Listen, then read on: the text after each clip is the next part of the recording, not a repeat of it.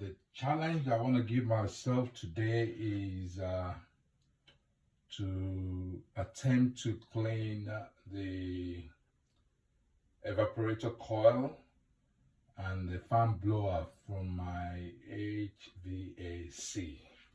I would say that I'm totally inexperienced, but I believe it is doable because I've done a bit of homework and I think I am well prepared to have a go. This is the casing, or rather the housing, and that is what I will be working on. I would need to basically open that cabinet and open that.